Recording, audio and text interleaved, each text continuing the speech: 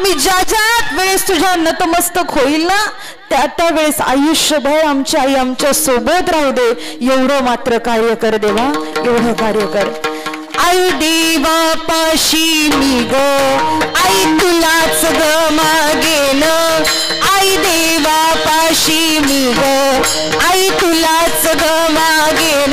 आई माझी मायेचा सागर दिला तिने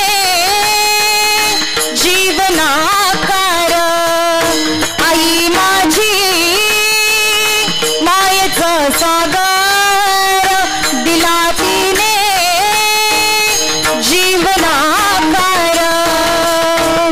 नभीची चांदणी तू ग, चंद्राची कोर, शीतल तुझी छाया मला हवी जीवनभर. आई तुझी शीतल छाया मला आयुष्यभर आम्हाला लेकरांना मिळू दे, आम्हाला दुसरं काहीच नकोय.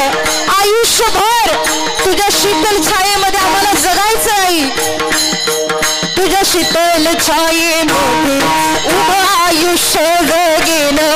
आई देवापाशी मी ग, आई तुलाच ग मागेन. आई माझी मायेचा सागर दिला तिने जीवनाकार.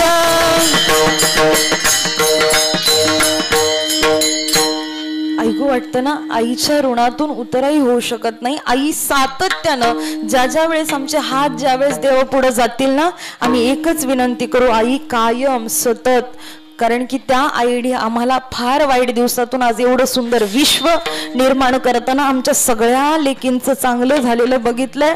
या ठिकाणी आता नातवंड खेळतोय, पण ही सावली तुझ्या शीतल छायेमध्ये आयुष्यभर आई आम्हाला जगायचंय, बाकी काही नको. बाकी तुझ्या उपकारातून कितीही उतराई होण्याचा प्रयत्न जरी केला ना तर आम्ही आई काहीच करू शकत नाही. म्हणून पुन्हा पुन्हा हे सगळी लेकरं मिळून आईकडं मागणं करतात. कारण की या जगामध्ये आईचं वर्णन करत असताना खूप सारे गीतकार इतकी गीतं म्हणतात. ऐका बरं का. तू कितनी अच्छी है, तू कितनी प्यारी है, तू फुलवारी है,